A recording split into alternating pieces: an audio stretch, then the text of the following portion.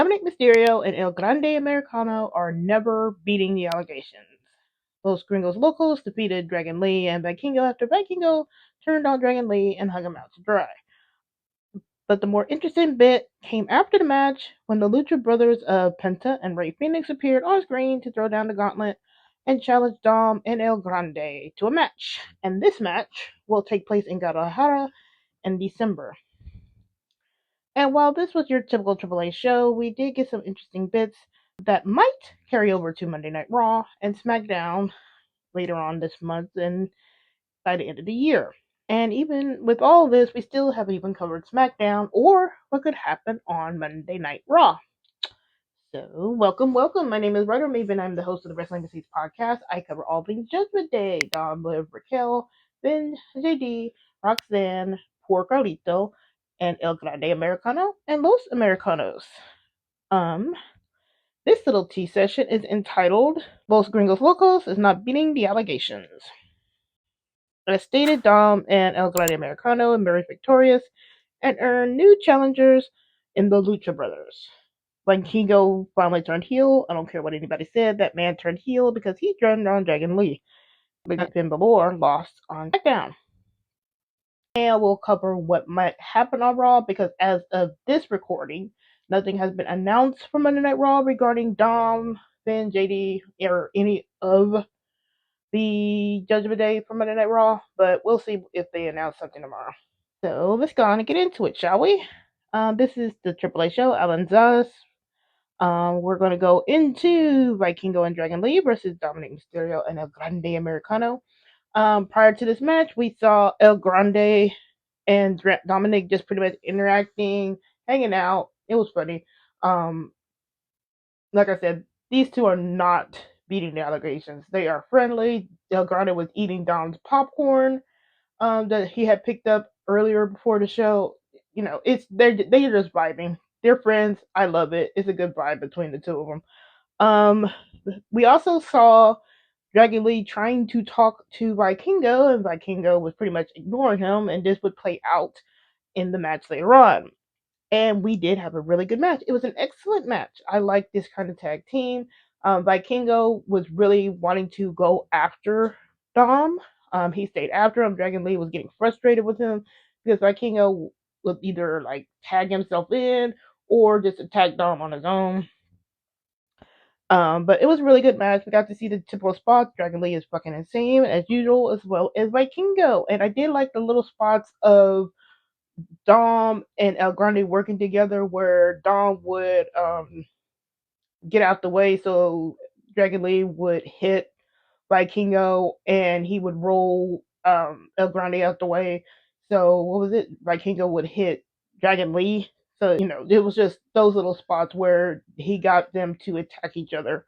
The finish came when Vikingo refused to help Dragon Lee by tagging in because Dragon Lee got hit with the loaded mask, and Dragon Lee was trying to tag in, and Vikingo refused to tag in. And to make matters worse, Vikingo pretty much attacks him and puts Dragon Lee into the position of the 619, which Dom hits, and then El Grande Americano hits Dragon Lee again with the loaded mask and pins Dragon Lee 1, 2, 3 to win.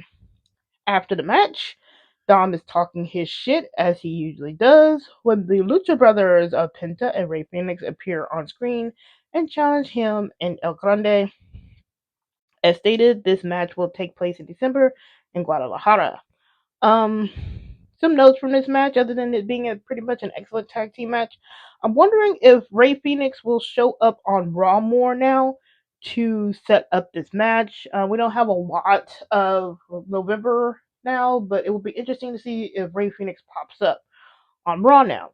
I'm also wondering if El Grande Americano and most Americanos now have a claim to challenge for the World Tag Team titles because El Grande Americano pinned Dragon Lee.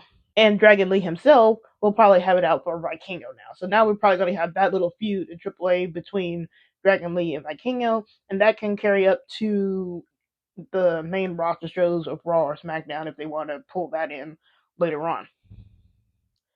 Some other notable things that I like from the show is that we saw um, Javon Evans beat Octagon Jr. and Axiom to become number one contender to Laredo Kids Cruiserweight Championship. This was also an excellent match. Evans is bouncy and all over the place and insane. Same thing with Axiom and Octagon Jr. Um, it was nice to see all of them show out. I always kind of pull for Octagon Jr., but I do like how Javon Evans got a match out of this, and I think he does need this match. I'm not sure if they're going to toss the Cruiserweight Championship on him, but who knows? They might. But yeah, he is now the number one contender to the Laredo Kids Cruiserweight Championship, and we'll see where that sets up. I'm not sure if that's going to be in Guadalajara. I'm not sure if they announced it for Guadalajara, but we'll probably see that match sooner rather than later.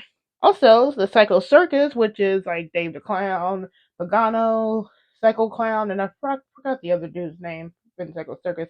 They're going to be they threw a challenge to the Wyatt Six, and the Wyatt Six accepted, and they'll be facing each other off in Guadalajara in December as well. And I'm wondering if the MFTs will be being involved with that because the Wyatt Six have been taking a fight with the MFTs recently. So I'm wondering if all that comes to a head in December as well with the MFTs, Psycho Circus, and the Wyatt Six. And now let's get into some SmackDown. This was some really interesting things because we had the nice impromptu or unannounced match of JD McDonough versus Ilja Dragunov for the United States Championship for Ilja's Open Challenge. This match was fucking amazing. Seriously, I want y'all to go back. If y'all haven't watched this match, go back and watch this match on SmackDown. It was amazing. JD showed out. And this is why I always advocate for all members of Judgment Day because JD showed out. He deserves a lot more, despite how I feel with him and, how he kind of turned on Dom a little bit. I love JD McDonough. He can wrestle his ass off. And he really did with Ilja. They are fight forever. They were fighting in NXT UK, they were fighting in NXT, and now they were fighting on the main roster. This was the match or the matchup we were probably going to get before Ilja got injured. So to see him kind of pick it up now was great. Commentary was actually referencing their history, which was great. And it was just good to just see JD show out. JD had a really sick counter to Ilja's. I think that was it Torpedo Moscow? So Ilja is coming off the ropes, and JD managed to counter this with a Spanish fly. Great. And he had one of the prettiest moonsaults. Like, sorry, Tiffany, but that was a pretty moonsault onto Ilja, and then Ilja would beat him with the H-bomb. But yeah, seriously, this was a fight forever match for JD. Now, I really want to point out that commentary. I'm noticing a shift with commentary when it comes to JD and Finn. They were really talking JD up. They were pretty much talking him up a lot. On that note, I do want JD to be in single titles contendership next year. Like, seriously, he needs to be in the single title running next year.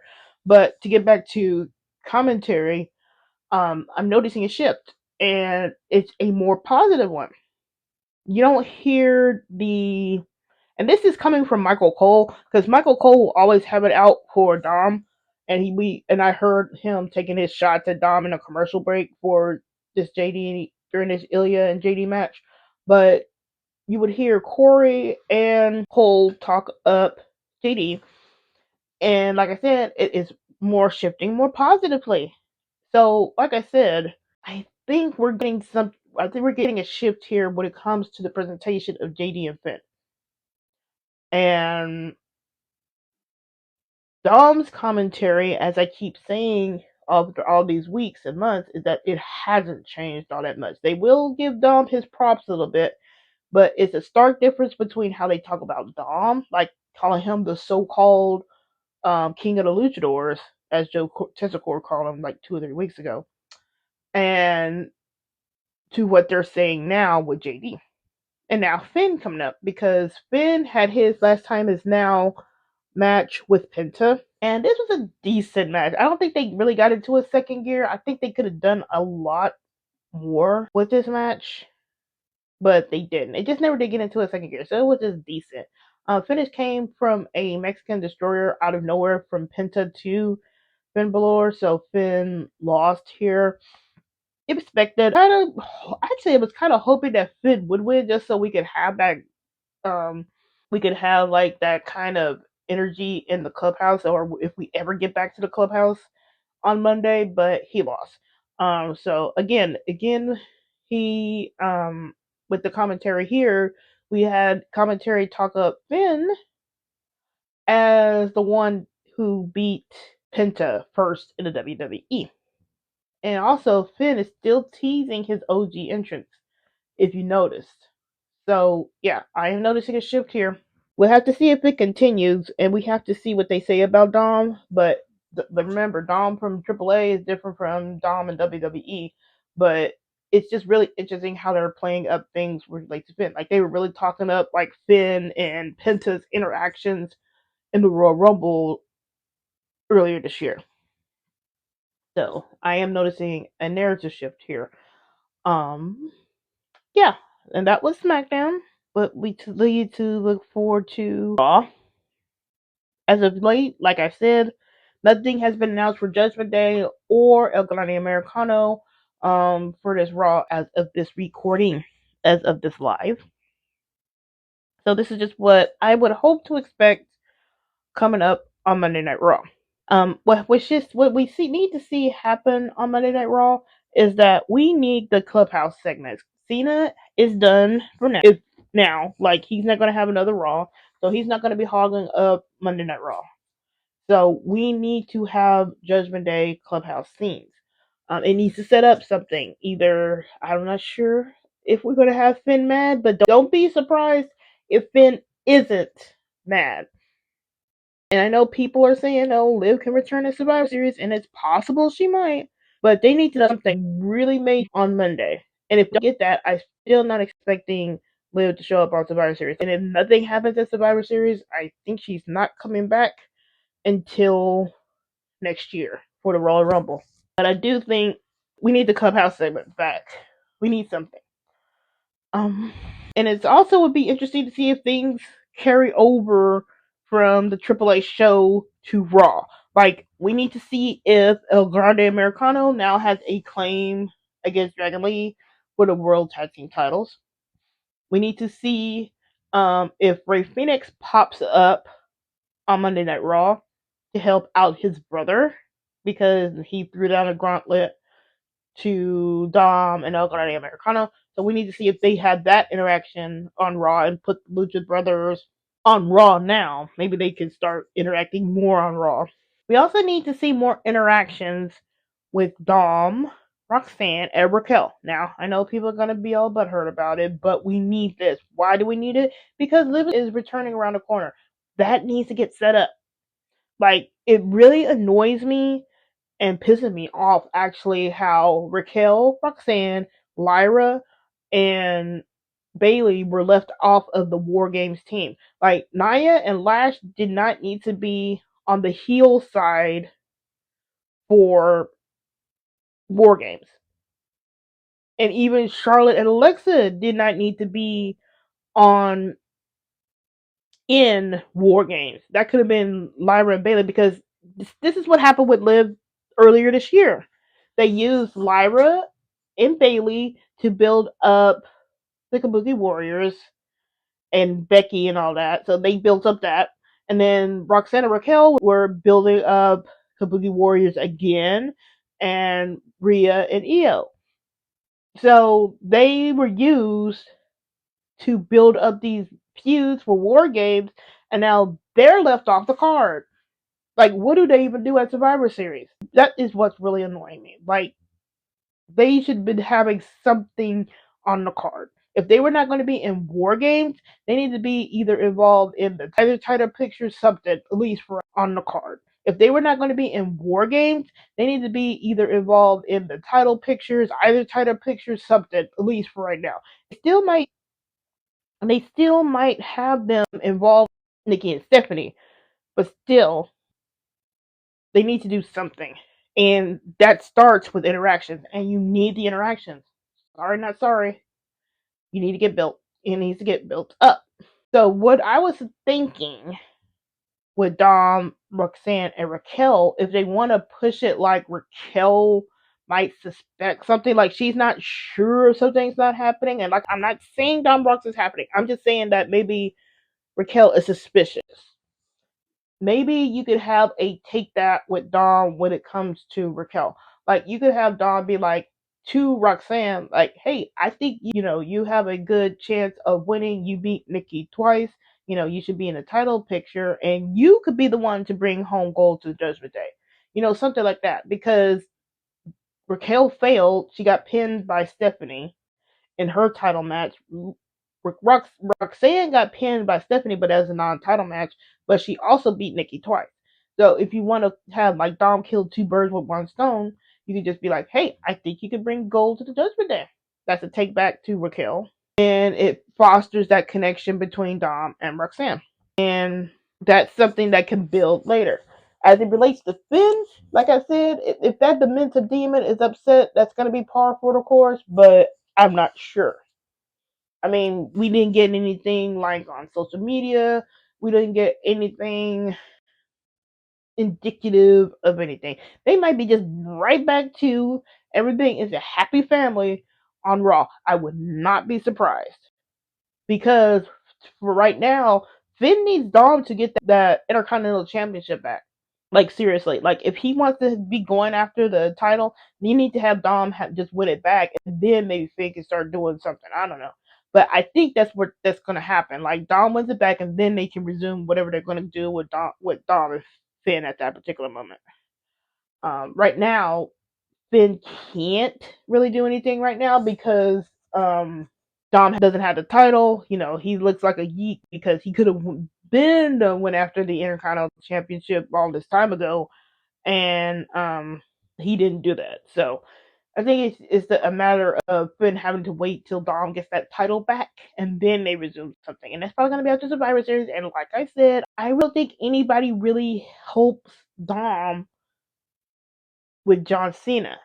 That he might get some help. There might be some interference, but I don't think it's going to be from the usual suspects. Like, I don't think it's going to be from from a Finn or a JD or an El Grande. It might be Dom winning it on his own with Eddie tactics, so he could have something to say, like, "Hey, I beat John Cena for the title on my own." That's a feather in his cap, and that's something to brag about.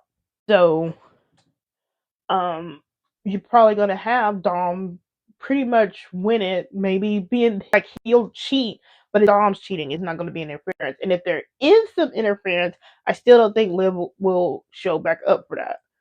Like, it might be an interference on Dom's behalf to set up for Liv's return.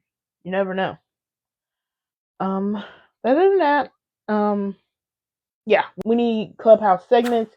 We need some advancement of the storyline, but like I said, I would not be surprised if nothing gets advanced. We got to see if we see some carryover from AAA, like if we see Rey Fenix pop up on Raw, if we see Los Americanos or El Grande Americano challenging Dragon Lee and AJ Styles, that Roman Reigns is starting on Monday Night Raw, so that's that. And then we'll have a men's advantage match on Raw, so yeah, that's it.